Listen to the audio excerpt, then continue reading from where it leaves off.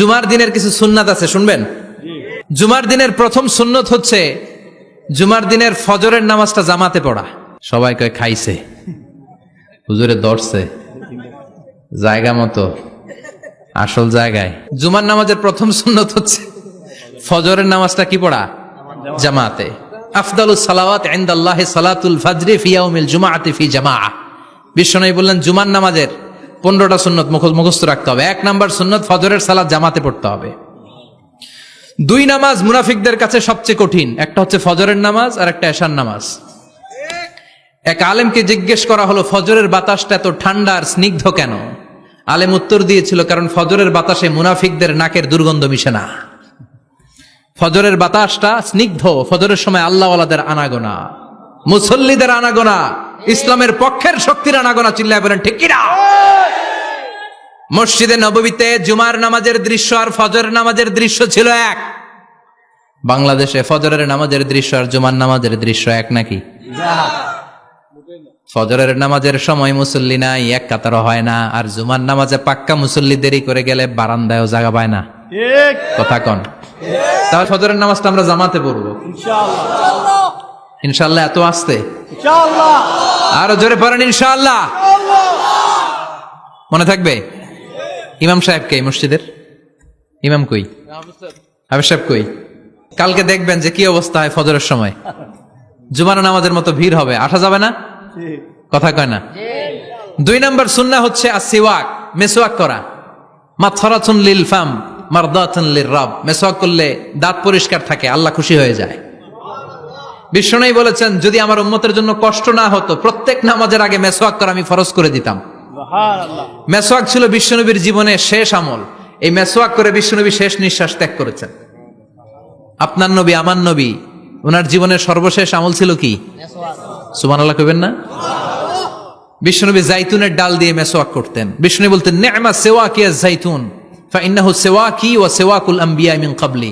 জাইতুনের ডালের মেসওয়াক কতই না ভালো, কারণ এটা দিয়ে আমিও মেসওয়াক করি, আমার আগে সব নবীরাই জাইতুনের ডাল দিয়ে মেসওয়াক করেছে। সুবহানাল্লাহ। 3 নাম্বার হচ্ছে দুহুন, তেল মালিশ করবেন। বিশ্বনবী জাইতুনের তেল দাড়িতে, চুলে আর গায়ে দিতেন। বিশ্বনবী বলতেন ওয়াদাহিনু ফাইন্না ফিত তাদহিন বারাকাত। তেল খাও, তেল দাও, তেল মালিশ করো, তেলের ভেতরে আল্লাহ বরকত ঢুকাইয়া দিছে। তেল দিবেন তো? 4 নম্বরে আত্তিব, জুমার দিনে সুগন্ধি লাগিয়ে যাওয়া সুন্নাত। লাগাবেন? লাগাতে রাজি আছেন? বিশ্বনবী বলতেন এই দুনিয়ার 3টা জিনিস আমার কাছে সবচাইতে প্রিয়। হুব্বিবা ইলাইয়া মিন দুনিয়াকুম সালাস। 1 হচ্ছে আন-নিসা, নারীদেরকে আমি পছন্দ করি। 2 হচ্ছে আত্তিব, সুগন্ধি লাগাতে আমি পছন্দ করি। বিশ্বনবীরে কেউ সুগন্ধি হাদিয়া দিছে, বিশ্বনবী নেয় নাই, এরকম কোন ঘটনা ঘটে নাই। আল্লাহু আকবার। 3 নম্বরে কুররাতু আইনি ফিস সালাহ। নামাজের মধ্যে যখন আমি দাঁড়িয়ে যাই আমার চক্ষুটারে ঠান্ডা করে দেয় কে? আবার বিশ্বনবী বলতেন আরবাউন মিন সুনানিল মুরসালিন। 4টা সুন্নাত সব নবীদের সুন্নাত। 1 নম্বরে আল হায়া মানে লজ্জা। আরেক বর্ণনা এসেছে আল খিতান মানে সুন্নাতে খাতনা, এটা সব নবীদের ছিল। আর সেওয়াক, সব নবীরা মেসওয়াক করেছেন। আত্তিব, সব নবীরা আতর লাগিয়েছেন। আর নিকাহ, সব নবীরা বিয়েও করেছেন। চিল্লায় পড়েন আল্লাহু আকবার। 5 নম্বর সুন্নাহ হলো আল লিবাস আহসানা সিয়াব, সুন্দর জামা পরা। নট নেসেসারি যে নতুন জামা হতে হবে, পুরাতন জামাও ধুয়ে আয়রন করে পরলে একটা সৌন্দর্য আছে না নাই? ইন্নাল্লাহা জামিল ওয়া ইউহিব্বুল জামাল। আল্লাহ নিজে সুন্দর, সৌন্দর্যকে আল্লাহ পছন্দ করেন। পৃথিবীতে সবচেয়ে সুন্দর কে? ইন্নাল্লাহা ইউহিব্বু আইয়ারা আসারা নি'মাতিহি আলা আবদি। আল্লাহ তার বান্দার উপর তার নেয়ামতের ছিটেফোঁটা দেখতে চান। আপনি যদি ধনী হন দামি জামা পরবেন, সুন্দর জামা পরবেন। অনেকে আছে অনেক ধনী কিপটুসের মতো সিরা জামা পরে, আছে না নাই? আপনি ধনী মানুষ, আপনি সিরা জামা পরছেন কেন? আপনার যে সম্পদ আছে এটার বহিঃপ্রকাশ আল্লাহ দেখতে পছন্দ করে। আপনাকে যে আল্লাহ কি নাজ নেয়ামত দিয়েছে, অহংকার ছাড়া স্বাভাবিক বহিঃপ্রকাশটা আল্লাহ দেখতে পছন্দ করে। কোন সুবহানাল্লাহ। এরপরে 6 নাম্বার হলো ইকসারুস সালাহ আলান নবী, বিশ্বনবীর উপর বেশি বেশি দুরূদ পড়া। বিশ্বনবী বলতেন জুমার দিন শ্রেষ্ঠ দিন, এই দিন আমার উপর বেশি বেশি দুরূদ পড়ো। ফাইন্না সালাতাকুম মা'রুদাতুন আলাইয়া। কেননা তোমরা যে আমার উপর দুরূদ পড়ো, আমি মরে যাওয়ার পরে এই দুরূদগুলো কে পাঠিয়েছে তার নাম, তার বাবার নাম সহ ফেরেশতারা আমার কবরে দিয়ে আসে। সুবহানাল্লাহ। সাহাবারা বললেন ইয়া রাসূলুল্লাহ কাইফা সালাতুনা মা'রুদাতুন আলাইক। আপনি মরে যাওয়ার পরে আমাদের দুরূদ কেমন করে আপনি দেখবেন? ওয়াকাদ আরিমতা, আপনি তো পচে গলে মাটির সাথে মিশে যাবেন। বিশ্বনবী বলেন, ইন্নাল্লাহা হাররামা আলাল আরদি আন তাকুলা আজসাদাল আম্বিয়া, নবীদের লাশকে খেয়ে ফেলা, নবীদের লাশকে পচিয়ে ফেলা জমিনের সব মাটির জন্য আল্লাহ হারাম করে দিয়েছে।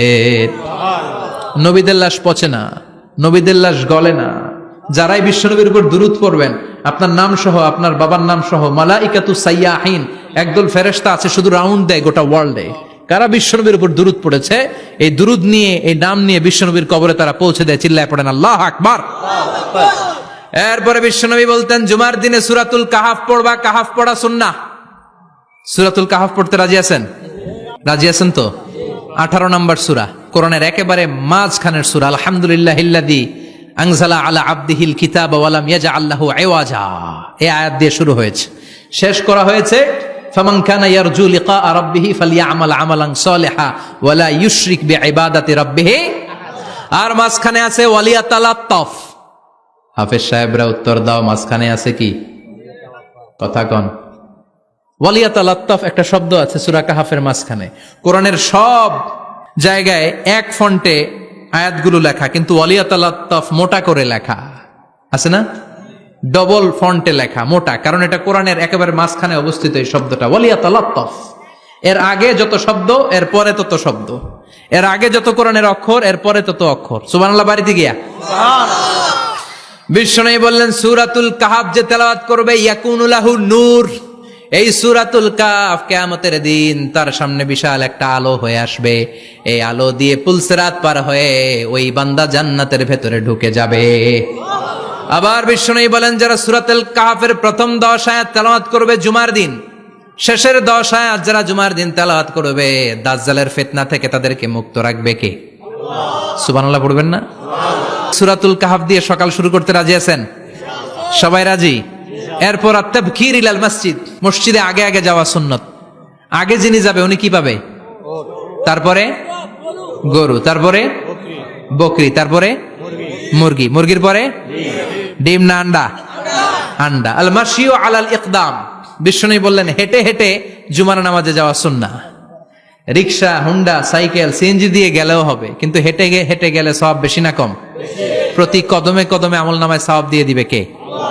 এরপরে বিশ্বনবী বললেন, আদামু তাখাত্তি রিকাবান নাস, মানুষের ঘাড় ডিঙ্গিয়ে সামনে না যাওয়া সুন্নাহ। অনেকে জুমার দিন আসে, সবার শেষে বসতে চায় সামনে, এরকম ডাকাইত আছে না নাই? বিশ্বনবী জুমার খুতবা দিচ্ছেন, হঠাৎ এক সাহাবী সব সাহাবীর ঘাড় ডিঙ্গিয়ে ডিঙ্গিয়ে সামনে আসতেছে বুলেটের মতো। বিশ্বনবী বললেন, থামো, এজেলেস, বসো মিয়া, ফাকাদ আযাইতা ওয়া আনাইতা, আসছো দেরি করে, আবার মুসল্লিদেরকেও কষ্ট দিচ্ছ। যেখানে জায়গা পাবেন ওইখানে বসবেন, মানুষের ঘাড় ডিঙ্গিয়ে সামনের কাতারে যাওয়া এটা ঠিক না। এজন্য জুমার দিন আগে আগে আসার চেষ্টা করবেন। রাজি আছেন তো? এরপরে বিশ্বনবী বললেন, দুখুলুল মসজিদে রাকাতাইন, জুমার নামাজের দিন মসজিদে ঢোকার পরে 2 রাকাত পড়া সুন্নত। কয় রাকাত? রাজি আছেন? কবলাল জুমা বাদাল জুমা। অনেকে প্রশ্ন করে, বাদাল জুমা 4 রাকাত, মসজিদে পড়লে 4, ঘরে পড়লে 2, কিন্তু কবলাল জুমা সুনির্ধারিত নয়, অনির্ধারিত। মা কদ খুদ্দিরা লাক, যত আপনার তৌফিকে কুলায় 2 রাকাত করে করে 2, 4, 6 ইমাম সাহেব খুতবা দেওয়ার আগ পর্যন্ত। আপনি যদি আধা ঘন্টা আগে যান, আপনি 10 রাকাত পড়তে পারবেন। চিল্লায় বলেন ঠিক কিনা? এরপরে বিশ্বনবী বললেন, ইনসাত, চুপ থেকে খুতবা শুনবা। জুমার খুতবার সময় কথা বলা যাবে নাকি? কথা কন। বিশ্বনবী বললেন, তোমার সামনে কেউ কথা বলতেছে, তুমি যদি বলো চুপ করো, এটাও তুমি খারাপ কাজ করছো। চুপ করো তোমার কইতে কইছে কি? চুপ করো বলে তুমি আরেকটা বেজাল লাগাইছো। চিল্লায় বলেন ঠিক কিনা?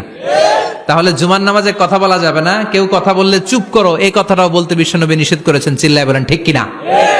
এরপরে মজার একটা কথা বিশ্বনবী বলেছেন, জুমার নামাজ পড়তে যে যদি কারো ঘুম আসে, জায়গা চেঞ্জ করে বসো। জুমার নামাজ পড়তে যাইয়া ঘুমান না, এরকম কে কে আছেন আল্লাহর ওলি? হাত তোলেন। হাত তুলতে পারবেন? আমিও তুলতে পারবো না, আমি কত ঘুমাইছি। জুমার খুতবা শুনতে গেলে ঘুমাস, কারণ রহমত নাজিল করে কে? আল্লাহ। পুরো মসজিদের ডানে বায়ে রহমতে ঠাসা, খালি ঘুম আর ঘুম। আছে না নাই? ঘুম আসলে কি করবেন?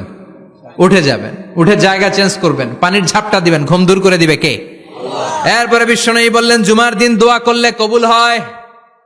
এমন একটা সময় আছে জুমার দিনে, ওই সময়ে যদি বান্দা আল্লাহর কাছে কিছু চায়, সেটা না দিয়ে খালি হাতে আল্লাহ বান্দারে ফিরাইয়া দেয় না। সেটা কখন? অনেক ইখতিলাফ আছে, বেশিরভাগ মুহাদ্দিসিন বলেছেন জুমার দিন আসরের নামাজের পর থেকে মাগরিবের আগ পর্যন্ত, বিশেষ করে মাগরিবের আগের আধা ঘন্টা, এই সময় আল্লাহর কাছে বান্দা যদি কিছু চায়, এই দোয়া আল্লাহ ফিরিয়ে দেয় না। এই 15টা সুন্নাত আমল করা যাবে তো? সবাই রাজি? জুমার খুতবা মনোযোগ দিয়ে শুনবো তো? আগে আগে আসবো তো? দোকানপাট বন্ধ করে জুমার নামাজের ভাবমূর্তি রক্ষা করবো তো? খতিব সাহেব যারা আছেন, জুমার আলোচনাটাকে আরো কনস্ট্রাকটিভ ওয়েতে নেন। সব বন্ধ হবে, জুমা বন্ধ হবে। তাফসির মাহফিলে 144 ধারা আছে না নাই? জুমার মাহফিলে আছে? জুমার দিন 144 জারি করছে ওই মসজিদের জুমায়, কোনদিন শুনছেন? এই জন্য জুমাটাকে আমাদেরকে কাজে লাগাতে হবে। আল্লাহ তুমি তৌফিক দাও। আর জোরে পড়েন আমিন। সুবহানাকাল্লাহুম্মা বিহামদিকা আশহাদু আল্লা ইলাহা ইল্লা আনতা আস্তাগফিরুকা ওয়া আতুবু ইলাইক।